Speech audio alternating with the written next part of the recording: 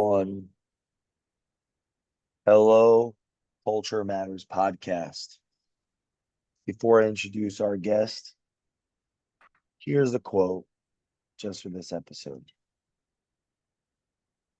What if a fire broke out backstage in a theater? A clown came out to warn the public. They thought it was a joke and applauded. He repeated it. They cheered louder. So I think the world will come to an end amid the general applause of people who believe it is a joke. Soren Kierkegaard. Today, we're giving tribute to our friend Charlie Kirk with a dear guest of the Culture Matters podcast, the one and only Bill Reiman, a regular guest of the Culture Matters podcast, a father, a husband, a leader, someone we hold in high regard here in the Culture Matters podcast. Like our topic of conversation today, Charlie Kirk, a father, a husband, and a maverick in our society. Bill, thanks for taking time to talk about Charlie and Yeah, tackling man. this conversation with me. Yeah. It's good to be here. It's not good to be here in this instance, obviously, to talk about this circumstance. But I'm excited to dive into it today with you. And yeah, let's. He was a good man. Good man. So September 10th, and I've been struggling with this piece of it. He was so Charlie Kirk, founder of Turning Point USA, is murdered on September 10th. Hmm. He's also assassinated. I've been struggling or thinking through, like, what does that mean? Because it's murder, assassination. There's two contexts. It's like murder, you know, the shooter to him, his father, husband, founder of Turning Point, political and theological commentator, and then assassinated. That's more like a political term. So we have like humanity, shooter to person, right? Husband, father, murderer. Then we have our culture today at large, politics, assassination. Now it's like involving other people. I've been thinking and wrestling with this, because I actually listen back to some of these. I'm saying murder sometimes, other times I'm saying assassinated. Which one is it? Or maybe it's both at the same time. I you're you're a philosophical guy, so I figured I'd pose this conundrum to you, and maybe leading into why has this person been so influential in our culture? So It's crazy. You kind of give me chills, man. It's crazy because listening to your other episodes so far about this, and then like me thinking, you know, how am I going to express my opinion on this whole topic too? I took some notes, of some thoughts that I had too, and I'll start out where I was, like mentally with this whole thing. I think when the whole situation happened, and I'll ask you this question too, like how you felt. At first, I was kind of in awe of the situation. I got sent the video, saw the actual video, which was pretty gruesome. Um, and you feel all these different feelings: awe, sadness, shock, um, disbelief. Is he going to live? There's no way he's going to live. And then as a father, I'm a father now. Like the reactions of that's a father to two children, also a husband. I think about my wife. I think things start really flashing through your head. I mean, I followed Charlie. I'd see his videos all the time, TikTok, stuff like that. He was very impressive in how he spoke, how he delivered what his thoughts were, his beliefs were. Um, but in those moments, like those early moments, those were kind of the feelings. Then those feelings kind of, I think, started turning to anger.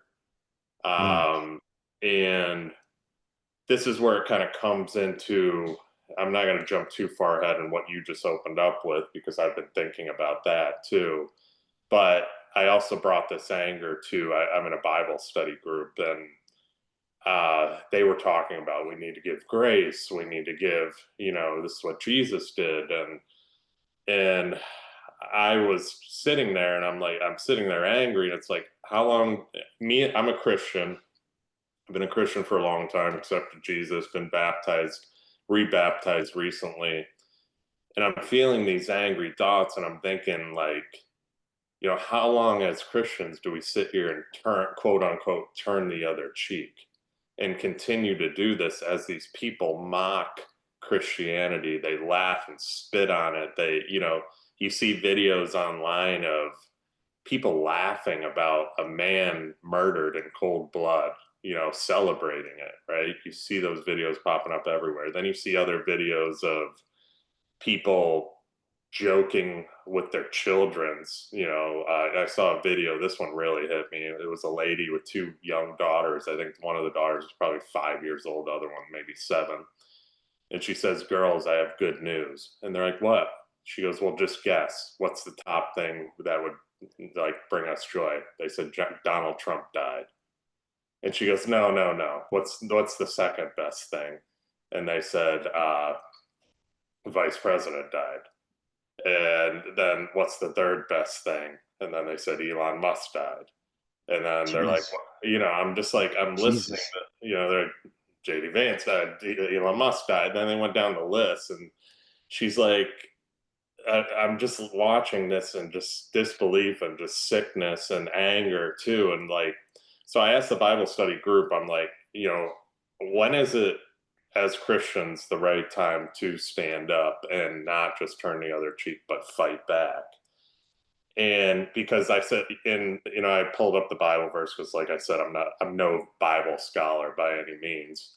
John 2, 3, 13 through 16, that was that temple cleansing moment where Jesus flipped tables in anger, right? Jesus got angry too. So I brought that up. And going into it, they really brought in some good points.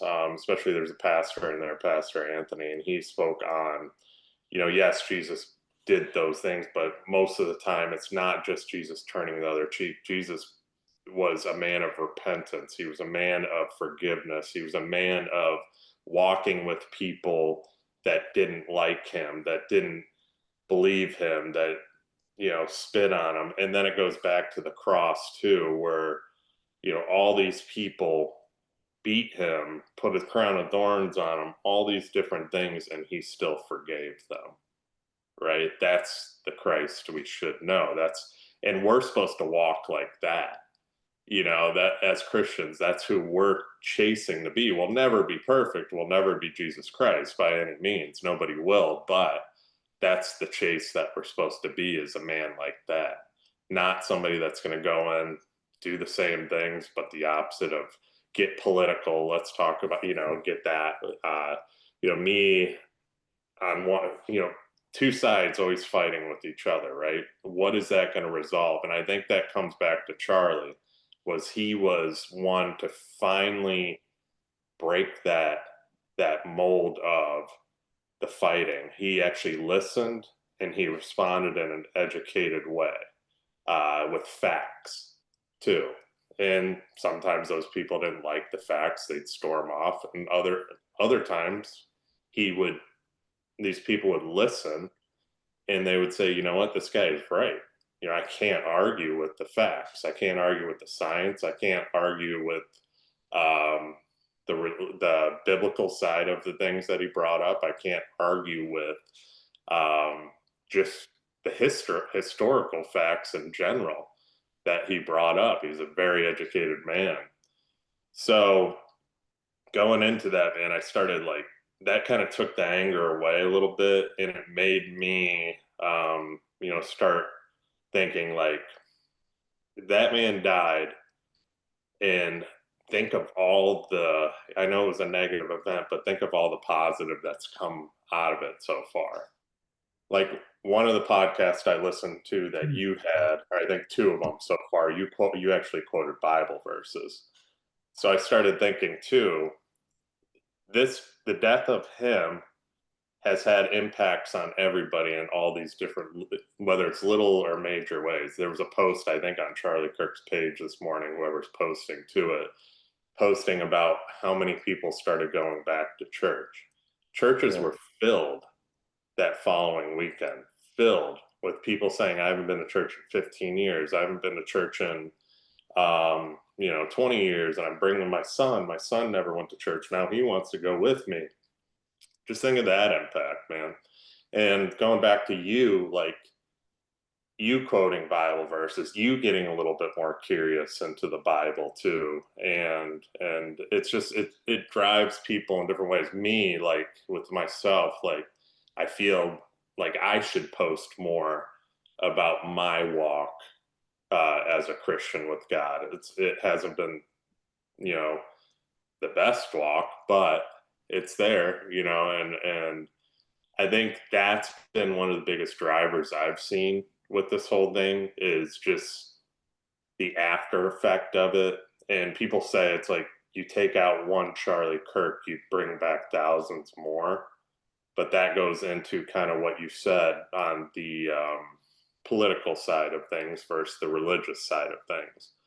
And there's a pastor, I'm not going to read the whole thing, so I summarized this because a pastor I know reposted it, and it was, I wanted to, it's crazy that you opened up with what you did because this blends exactly with it. So I wanted to read this because Wow. it was by Brian Drinkwine, was the pastor. Great last name, Drinkwine. Um, so this is a summary of it because it's a lot longer. But he said Charlie Kirk's funeral drew, and this goes to the funeral side of things too, because that was such a massive event. And I think that had a turning with people watching that and just that feeling of the Holy Spirit in that place. So Charlie Kirk's funeral drew an enormous audience, showing his impact, but also exposing deep divisions in the American church. Some see him as a hero of faith and values, while others see him as harmful, blurring faith with nationalism. These opposing views reflect echo chambers shaped by media and worldview, not just theology. The pastor highlights two moments from the service: Kirk's widow offering forgiveness, which embodied the lamb like love of Christ, and political rhetoric that embraced hatred, which reflected empire rather than the kingdom.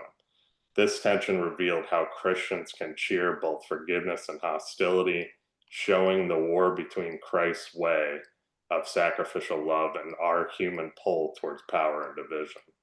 The core message: the church doesn't need millions of little Charlies, but millions of little Christ. Instead of aligning with empire of politics, believers are called to: one, repent, shift allegiance from political kingdoms to Jesus alone. Number two, resist, refuse outrage, fear, and use verse them rhetoric. Number three, recenter, live from Christ's victory as the Lamb who reigns. The challenge isn't reclaiming America's soul, but the church's. True discipleship means embodying lamb like love over lion like dominance, following the Jesus who already reigns, not political movements that divide. Wow. Yeah. And that was just a summary. I'll send you the whole thing. But Wow. yeah, that's what gave me chills. You opening up the way you did, and I read this. I actually sent this to Liz, the long form. I'll text it to you. And I was reading that last night, and I was like, this is so true, because they're going to use this to divide. They already have, and there's Christians out there that are divided. There's all different demographics that are divided. We're the most divided we've ever been. But that's not what Jesus wanted. That's not what Charlie wanted. but they're, so it's like, instead of saying there's going to be a million Charlies, let's make a million Jesuses out of this. And that aren't going to want that division, that aren't going to want that hatred, and you've had people on this, not going to mention names or anything, but they talked about just that divisiveness to people. And it's like, we just need to come together. They don't, that, or I should say, they don't like conflict, confrontation, stuff like that. And we just need to hear each other and come together. And I agree. As a Christian, and my political views too, like, I'm more open minded. Like, I want to hear and have a discussion. Yes, I have my opinions, but I also want to hear yours. I want to have conversation. And I think that's what Charlie did so well, is have dialogue with people and conversations with people that didn't agree with him. And a lot of people just don't allow that. They don't want us to talk. They want us to continue to fight. So that right there, how you opened up, I hope that, it's just, that was huge right there, man. What do you think the value of talking is? Opening up that channel. What was he teaching us?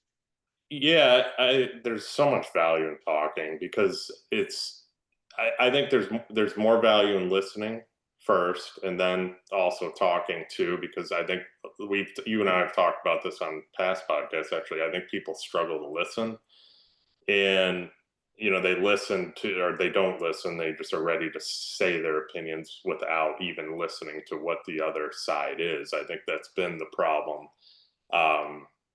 since for a while now. But if we can listen to each other and then form our opinions in a way that it's not, you're right, you're you're completely wrong, I'm always the right one. Like, I've had, with my sister-in-law, for example, very left leaning, very, the man has, hurt me, that type of person. And I've had very good educated discussions with her.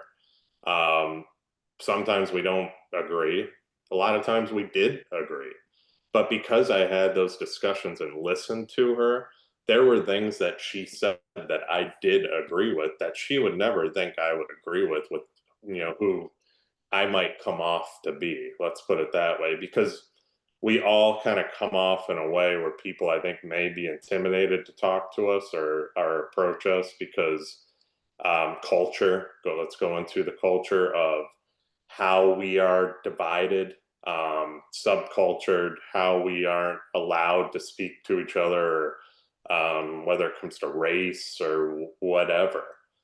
Like, with me, if you're black, if you're Hispanic, if you're Asian, whatever, it doesn't, you're not different to me. It doesn't make a difference. I have every culture that works in my company right now, and it's normal. Why isn't that a normal thing? You know, my videographer's black. Like, why isn't that a normal thing? And it should just be normal. It doesn't matter if he's black, white, or whatever, right? And I think it's like, there's always been that stigma of, like, and it keeps getting pressed into our culture of race and Christianity and all these different factors that just aren't the norm, I guess. And it can't be the norm, but it is. Like, most people aren't racist. Most people, like, I played football growing up, man. Like, I was around all different types of races. We were all buddies. We were all locked in the locker room together. We all went to war together, man. It's just, race wasn't a thing. It's like, same with like political views. Like, it's gone so far one way and so far the other, where it used to be just kind of right in the middle, where everybody was kind of close, but we had a little bit of differences. But now it's like, you're either here or you're here. It's like, that just drives me nuts too, because I think it people get, I don't want to say scared, but they just are being trained not to talk to each other anymore. and have discussions of why they feel a certain way, and educated discussions too, not just what you see on a social media post and regurgitate it because somebody said it. Like everything I see, even Yeah. if Liz shows me something on social media, I question it, because I'll look at it, I'll evaluate it, and I question it. She showed me something last night. The guy said, "Oh, I put this into ChatGPT, and here's what it said." I was like, "That's his voice saying that. There's no way AI is saying that." So it's like question things, and that I think that's what we all need to do, but so many people don't. Mm. That was a long-winded answer, I know, I but know I'm curious, like makes me think of how much of all of this is identity. yeah, It's is it what are the what are the consequences of an individual adopting. It's like, what if there's a relationship between the dogma of my conviction on a certain belief system, like let's say a political belief system, the dogma, the attachment to it, has a relationship with my own identity. yeah. I Like meaning, so what is identity? It's like, well, you know, do I even have a goal? Am I living to the expectations of my goals? Do yeah. I have am I working? Am I not working? Do I own a business? Do I not own a business? How do I show up to my employer? How do I not show up to my employer? What are my relationships like? What about family? Do I have function? It's like the more there are things that have to be happening for me to be in a state of inspiration, motivation, like clarity, okay, responsibility. And when those things break down, I really need to argue it in every single conversation over what the meta truth is of the world. I don't, I'm just, that's a thought that No, and comes to that mind and when you're that's saying so it's it's like so it's all breaking down. So everyone's rigid, like I this, and you're yeah, saying, and don't do that. it's okay to argue your beliefs too. I mean, it's okay to be who you are. It's okay. It's like I just said, I was talking about. It's like being Christ-like, right? Christ accepted everybody. It didn't matter who you were, what you believed. He accepted you. That's the thing. And at, and are you willing? Let's take it this way too. It's like we all have strong beliefs. Are you willing to die on those beliefs too? And I've thought about this too as a Christian, and this reflects on Charlie too. He died for his beliefs, right? And as a Christian, if I had a gun to my head and somebody said, you know, are you a believer in Christ? And if you are, I'm going to shoot you right now. I would say yes. How strong are your beliefs? Are you willing to die for those beliefs? That is fine. Well, Yeah. here's the inverse. Are you, or go ahead. Sorry, I'm getting Yeah, excited. I'm just Take saying notes. that is fine. Yeah, and I'll die on my beliefs too. I'll never give up Christianity for being a Muslim or whatever. It's just they're my beliefs. Um, you know, am I willing to talk with a Muslim? Yes, I have a friend that's a Muslim. I've talked to him about his religion and what it is. Um, you know, am I going to be the one with a picket sign out front of his house saying, accept Christ or go to hell? No. I'm, I'm going to be me, walk, and that's what it reflects on. Let's be more like Christ, where he said, I'm trying to find that where I said, where he compared little millions of Charlies to millions of little Christ. It's like, I think I want to be more, everybody should try and reflect themselves towards Christ, right? And especially in Christianity, because yes, Charlie, and I think that's where it's getting twisted too, is they're trying to use Charlie's death. I'm not saying everybody, but some people are using Charlie's death for political reasons. I I, I want to interject here. Yeah. There's a difference in maybe this is the whole theme of this episode, right? How it's unraveled. Are you willing to die for your beliefs is one thing. Are you willing to kill is another. Yeah, there you go. Yeah. If we're willing, if I'm looking at this from Christ-like perspective, he was willing to die, so much so.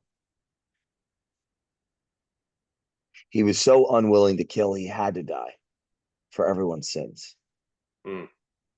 Hmm. So unwilling to kill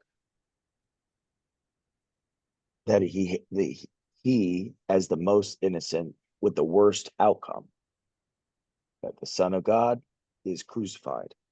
So the most innocent person, the worst possible outcome. Yeah. So being willing to kill is different than being willing to die. So Yeah. I'm being willing to kill. That doesn't necessarily connote that I'm living out my philosophy. It infers that I'm paying more attention to your philosophy than mine. Hmm. How integrated am I if I'm willing to kill for my beliefs versus willing to die? Maybe that's a distinction. These empires you mentioned in the beginning, the empires of the flesh, the empires of the world, they are willing to kill. In fact, it's one of the part of if they don't, then the whole thing ends. We're Yeah. constantly dealing with paradox in this world of flesh. Like there's a difference between empire, politic, faith, theology, because there's a difference between the individual and the group, the collective. But I think we could maybe unpack that a little bit. Like there's a difference between being willing to die versus being willing to kill. These are two Yeah. different paradigms. Oh What yeah. are your thoughts? It there's right when you were talking about this, it's a battle between good and evil, right? And there always will be. There's always going to be evil in this world, and in the end, though, there's more good than evil. That's my belief. But I think there's a lot more good people out there than there are bad. But in the end, if you read Revelation in the Bible, good will prevail. You know, it's in the Bible. If you worship Christ, you follow the Bible, believe in God. In the end, good wins, right? So yes, I think people. There's a lot of evil. There's a lot of evil willing to kill to get to the top, to get control, to get power. We've seen that over the years. You put your tinfoil hats on and see all the different, conspiracies per se of, people dying, outspoken people dying, and some outspoken people almost dying, like the Ronald Reagans and so on too. It's just, the changers, the people that have big voices. Charlie was one of them. Big voice, up and still has long way to go. Only 31 years old, very young, and was having a big influence on the younger generation. Well, if you look at the younger generation, and him and Peterson talked about this in their podcast about the colleges and how even early on the indoctrination in colleges was happening. I think Charlie talked about it with him when he was in college. It was minimal compared to what it is now, but that minimal approach or minimalistic approach on the indoctrination in college over time would have worked probably better for them to get more to the crazy side. I don't want to call it the crazy side, but to side with that indoctrination. But then all of a sudden they just went crazy and they're like, "This is it. You got to believe this way," or that's which I think forced people away and forced people more towards following people like Charlie Kirk, listening, following God, trying to find something, and faith being one of them, that could make them feel good, make them have purpose, make them want, something to follow, something to believe in, something, because that just wasn't there. And there is a revival happening throughout the world. Believe it or not, the Bible talks about it in Revelation. I'm not going to get into the end of days. I don't know when that time comes. Nobody does, but there has been a big revival of people coming closer to God, including the younger generation more than ever. Because I think the younger generation, especially, is trying to seek something that isn't a political God, that isn't a money driven God, that isn't, because there's many forms of idols and gods that are out there. And I'm telling you, like, when you have God and the Holy Spirit and behind you, like I posted about it the other day, it's like a lot of those worries, a lot of the pain, a lot of that stress. I mean, I still get stressed, but not as bad. I mean, the worries go away because I just know I'm good. Like I just know in the end I'm good because of like God's got my back, right? And I think going back to your question, circling back, yeah, people are willing to kill for their beliefs, but the people that are willing to die for them, I think it goes into is it are the people willing to kill? Is that the evil side, or Well, what would Jesus say? That's the point. I mean, I don't think Jesus killed anybody. I even wrote down some. Yeah, he didn't. I mean, Matthew 5:44. But I say to you, love your enemies and pray for those who persecute you. So it's or Colossians 3:13. I Like wrote even that down. Bear with each other and forgive one another. If any of you has a grievance against someone, forgive as the Lord forgave you. So, I mean, these are things our pre-show wrote down, and we're flowing right now, Jay. So this is good. I mean, the metaphor, the God, it's not like God killed the devil. He just put him in, Yeah, set them it's down. like he put him in prison. Yeah, It's like there is an interesting, but in the end, the devil loses in Revelation. So there's the well, because tribulation. if you think of how could if God killed the devil, it- how do you reconcile all this paradox? Yeah, It's not modeling, it's like creating boundaries. So, because if God killed the devil, then God's the devil. yeah. There is So what he puts him, and so if you're saying, well, the devil lost, well, yeah, in the sense that he has to live with himself based on his actions, he has to live with his conscience, you know,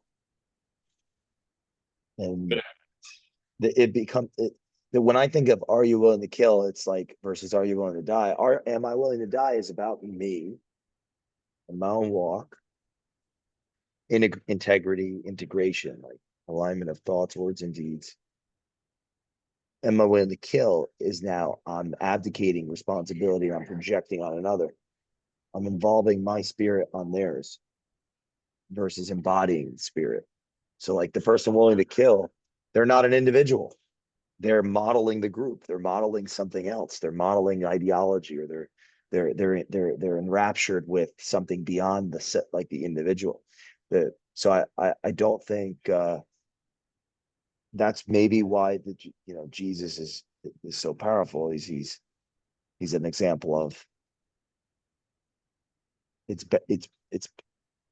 there's more value like for yourself and everyone if you're unwilling to kill, but so much so that you're willing to die. Hmm. Yeah. No, I Uh, no, I agree. I think that was good. It's a hard, it's a hard thing to kind of process too, because it's like if you are you willing to kill for your beliefs? That goes look at the military, right? Not everybody in the military is an evil person. So I can't I that's a whole different perspective, just putting that out there, right? So, well, there's a difference between killing. Like, there's different contexts of killing. If somebody comes into your house and like is correct, going against your son, which is murder. like there's self-defense. That's where he becomes, Correct. military. Yeah, there's Anyway, sorry, go ahead. Oh no, you're 100% right. That's the thing. So it's like if you're actually going to kill somebody like the guy that killed Charlie Kirk, that is evil, you know. But me as a Christian, am I going to go shoot that guy for what he did? No. And I think that's where it comes into going, let's go to Erica Kirk, right? She forgave him. You know how hard that is for a widow, somebody that just saw her husband die, to do? But as a Christian, that was such a powerful moment. Now, where it comes to the divide aspect of it, on the other side of kind of what I read to you earlier, is when Trump was up there. Trump said, I never forgive my enemies. So you have two sides, and you have a very high level political figure, then you have somebody that just was married to a very high level political figure, or religious figure, we could say too, that's forgiving, preaching the sides of Christ, right? And saying, I forgive, I forgive. Then you have a very powerful figure saying, I don't forgive. So the influence there goes both ways, Yeah, right? I don't think we should overlook that. Him saying that, it might have been funny in the moment, but it's very sad and scary. Yes. And that only creates more divide. That's the Not thing. good. Yeah, it's not Yeah, good. it's not a good thing. So I get that's what I'm kind of getting at on what I Mm. read there too. I'll send you that full thing because it actually spoke on that. Um, But yeah, now he's in a hard position. I'd like your thoughts on this because uh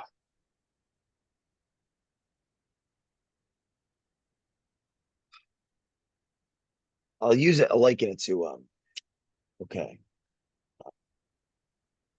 The entrepreneur is getting punched in the face daily and has to make decisions that have consequences.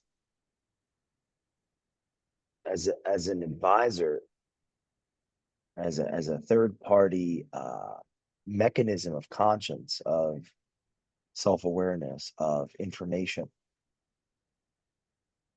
there's a difference between a third party advisor and the actual, leader in the trenches, taking the punches, making the best decisions they can at any given moment. When I look at like the political mechanism and look at the theological mechanism, they both have value for one. They're different, and they complement one another.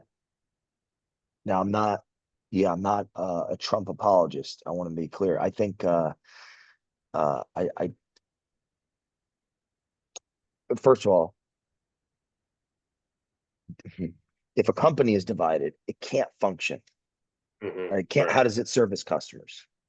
So if a country is divided, how does it serve its customers? correct. There is a global competition happening at all times for access to resources and allocation of resources. So there is, and there are the powers that be that are battling with our country and vice versa. So the question becomes, how does you know? So there is a real battle going on. But I guess what you picked up on, I'd like your thoughts on this. So are you like, what did you pick up on with his rhetoric that you could say we could be critical of to gain self-awareness? That's a question I have for you then. Like, where do you see that as that because we can easily laugh and overlook it, or I don't want to be a Trump apologist.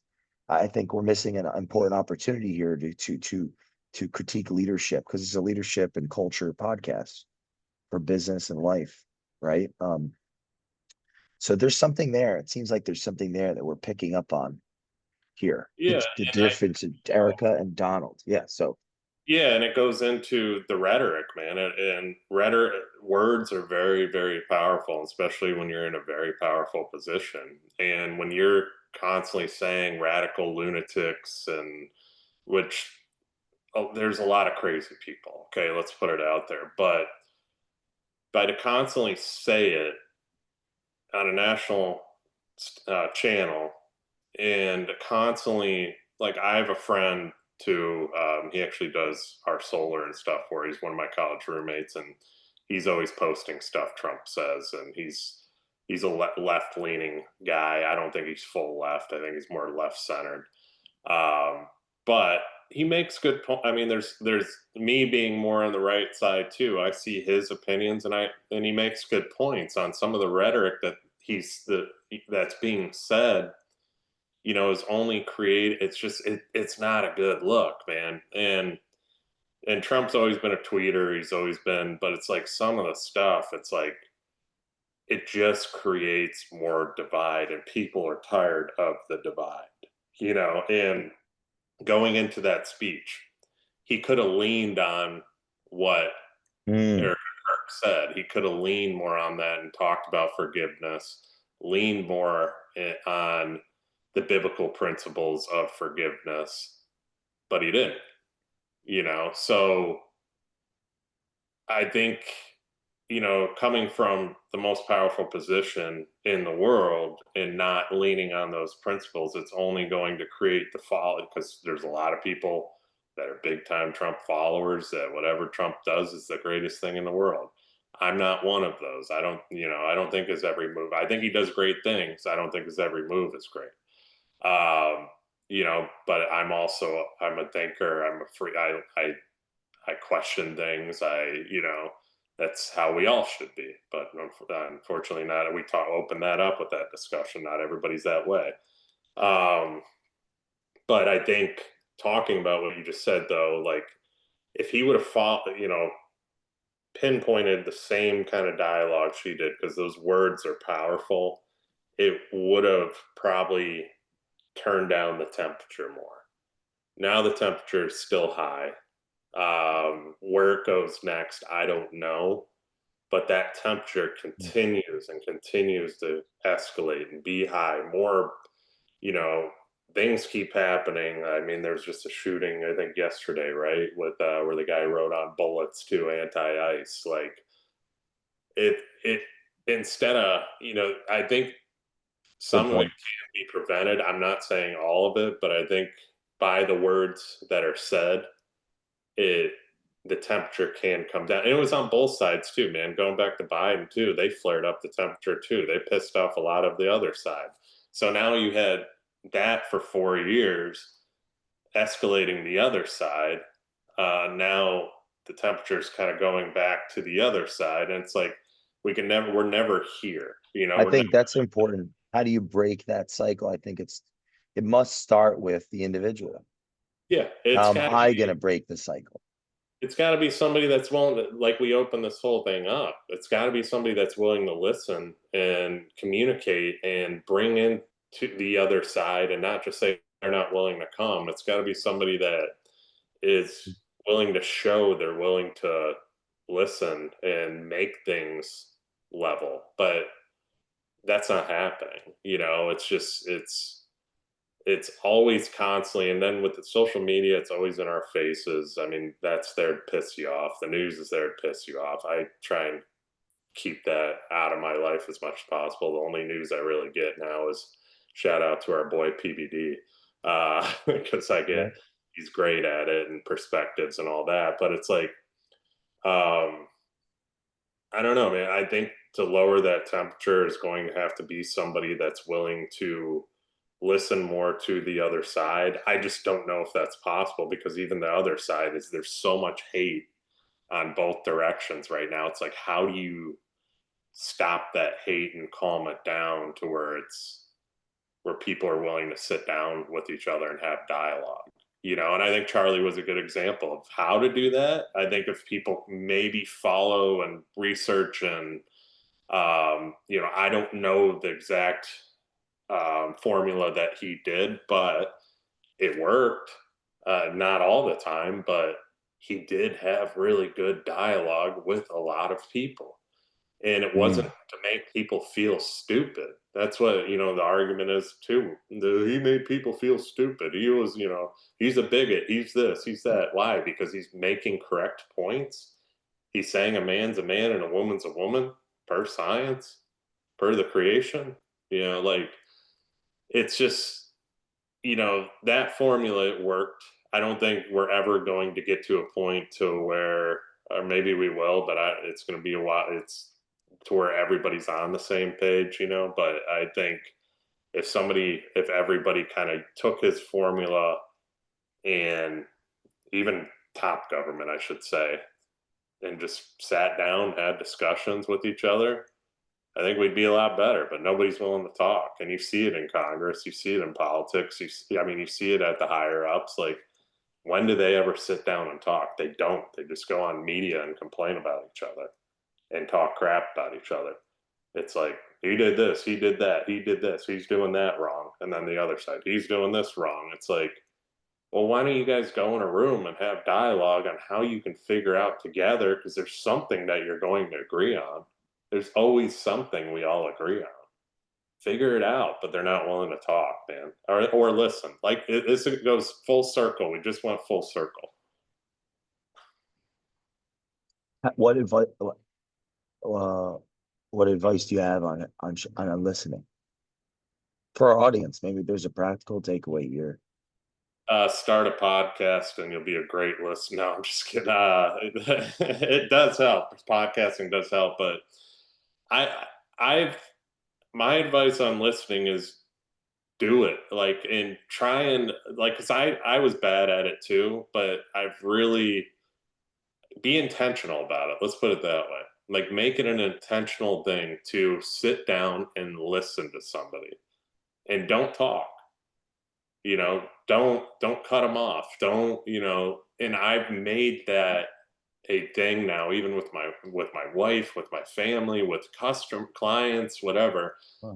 I won't talk. I won't interrupt. I'll sit, and no matter if I really, really want to say something, even I had a Zoom call yesterday on an architectural meeting, and it was with 4 other people. I sat, I listened until I had that way to talk, and had a, the moment where I can chime in. I took notes and I listened. Every time I do a podcast, I have a notepad in front of me. I sit, I listen, and I take notes. And that helps me too with listening. Like, I'm a note taker. Before this podcast, I made notes. You're making notes right now. It helps your brain process what's being said so that you can respond to what is being said. It's not a bad thing. Take some notes, for meetings moving forward. I'm buying AI tools to where it'll process our whole entire meeting. So it'll break it down, and then we could have a discussion after that too. Like, it's really, people make listening a lot harder than it is, man. Charlie Kirk, going back to him, like, if you watch his videos, he would let them talk.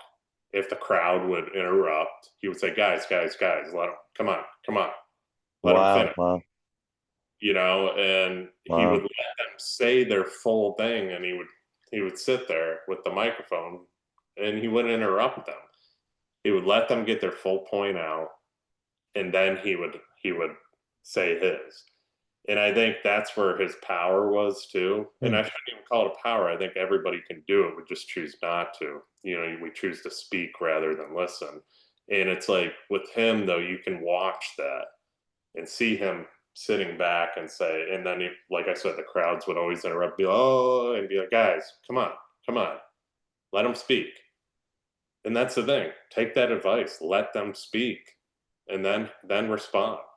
It's like, I don't know, I think we need more of that. I think if that actually took place, especially throughout this country, it'd be a different world. But unfortunately, I think we're in such a social media based world where people are just pounded with Hmm. negative content to react and piss them off. Like, and that was one of the things with my Bible study too. I was calling out those videos, right? And that's what the anger was coming from. And that pastor in my Bible study said, Bill, stop watching those videos, because they are there to anger you. They are there to make you less Christ-like. They're there to fire you up so that you react out of anger rather than react out of, knowledge and intention, and just being a good Christian. And, we don't have to turn the other cheek. We can respond, and we can respond by posting our opinions too. People don't have to like them, but that's how we can respond, is we can be louder in our faith.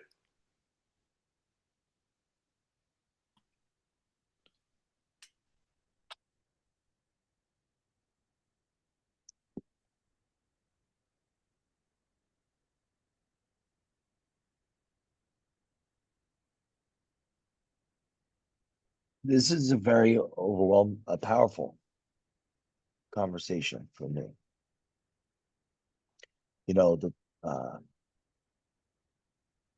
culture matters, right? The Culture Matters podcast. We believe that when people read to think, write to develop, listen to hear what is unsaid, speak to let go, they develop more value for themselves and others. So the purpose of this podcast is and has been since inception. The purpose of this podcast is to uncover the genius of our guests with the goal to make curiosity cool. Because our vision is that human culture is open, curious, and focused on creating the future. So our mission is to read, write, listen, and speak every day. That is what I wrote before I started the podcast. I said it for the first like 100 something episodes and maybe 200, and then I stopped saying at the beginning of the show, just trying to act it out. Um,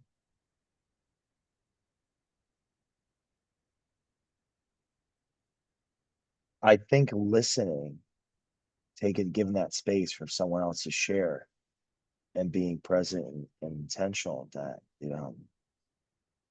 it opens up a possibility, it opens up potential for renewal. It impacts our identity, which has to adapt to our environment, which is always changing. I think when we stop listening,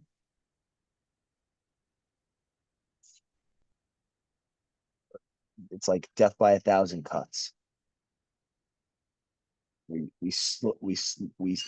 become obsolete. When a company stops listening, it stops innovating.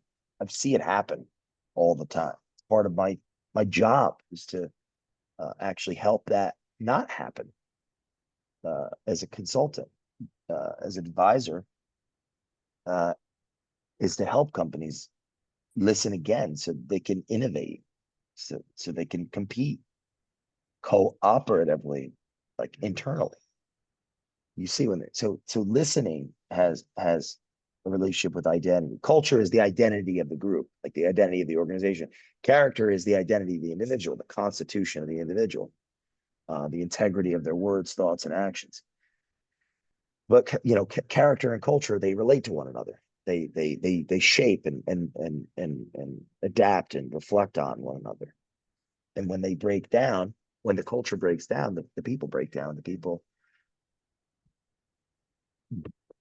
and it's like a chicken or the egg. Okay, but here are my notes from your lecture.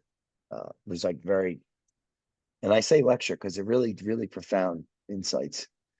Um, Words are very powerful. When we talk poorly of others, it opens up the possibility of divide and discord because it speaks to the core of identity.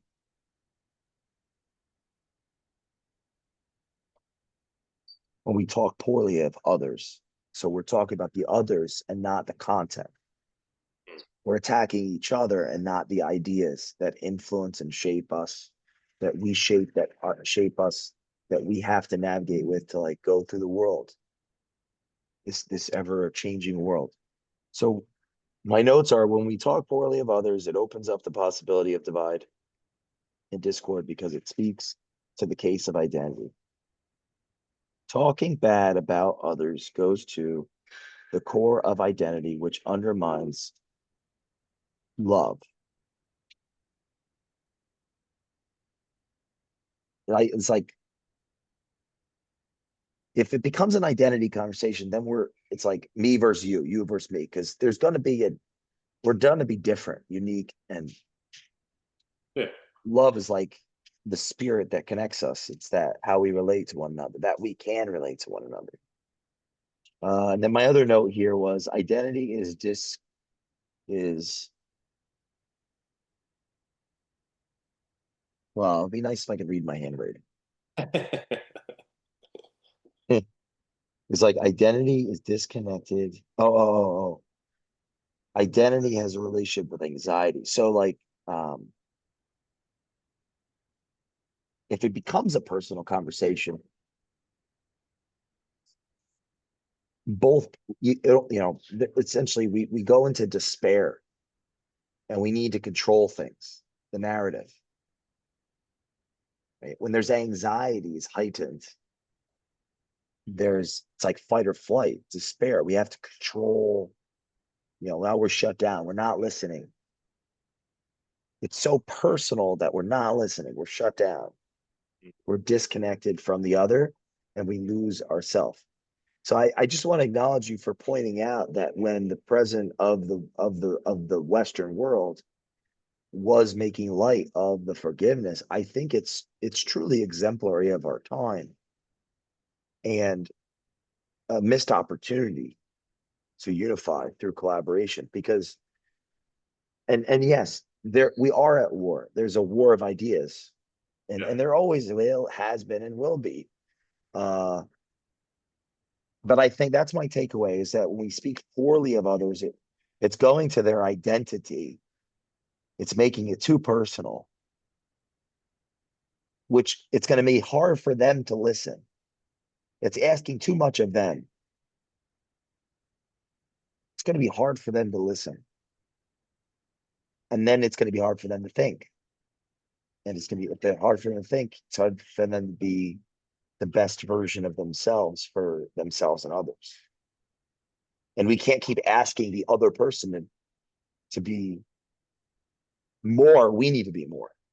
And it's Yeah. all of this is about other people versus ourselves. And I think that's what that comes to the faith conversation, like what Jesus is trying to exemplify. He Exactly. died for everyone.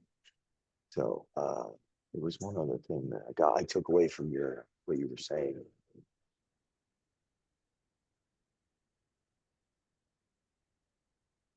Yeah. Oh, this is like just about everyone I watch in the pundit sphere, political and I read books on the left, on the right, on all of the sides. So, uh, I don't see a lot of people not talking poorly of the other side. Yeah. So how does that stop? You know, how do you get out of that? It's like everyone is possessed by these. Is everyone is people are we're possessed as a culture by these demons. This this It's this need to be right and so anyway, Bill, if you can close us out with that, those are my notes from no, your it's share here, listening and it stops with us, like, and that's where going back to this full circle with Charlie, man. It's willing to listen to other people's opinions and have conversations about beliefs and so on without pressing your beliefs onto them. Um, you know, it's it goes back to just the little things. And I was thinking about this while you were talking too. Like a friend of mine that he posts stuff that what you can claim as anti-Trump, but and a lot of people would jump down his throat about it and be like that, without thinking it through of what he's trying to say, and like if you just sit back and be like, all right, those posts, like those some of those things that people post, like that's how they're feeling, all right? That's a feeling they have, just like I have feelings. They have, everybody, we all feel a certain way, but question those feelings, like, and maybe they are right in a way, and that's how I am. And I think we need to speak more on this. People need to listen more and have these conversations. And like I talked about my sister-in-law earlier, like I posted a godly post the other day and she liked it. And I've never pressed her to be a Christian. I've never pressed like you need to be a Christian or you're going to go to hell. I've never been that way. I just walk my walk. That's all I do, and I want to speak more about what and I try and be the best person I can, and I think that's what Christ wanted us to be. When I said be like Christ. That's what he wants. Be the best version of you. Be the best person you can be. Be good to people too.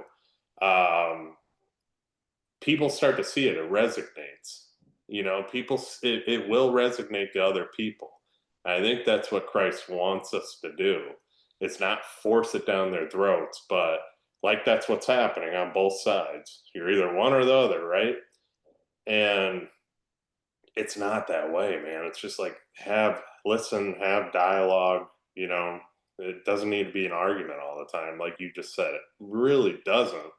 But that unfortunately we're in a world where people are very this way, very that way, and they just won't think. They won't just listen and think and process and all the things we just brought up. And Charlie was very good at that, but now that's starting to be twisted more politically too, which that's not his legacy. I think his legacy, and he even spoke about it. If he died, what would he want to be remembered of? And he said, "A man of faith is faith," and he is. To me, he is. You know, so others maybe not, but to me, he is. So, Bill, thank you for coming on this episode of the Culture Matters podcast and giving tribute to the son of an architect and a trader turned mental health professional, with father of two, founder of a business, help generate conversations, author, speaker, fairly young man, Charlie Kirk, who yeah, has led us to have this conversation today. So thanks for making the time.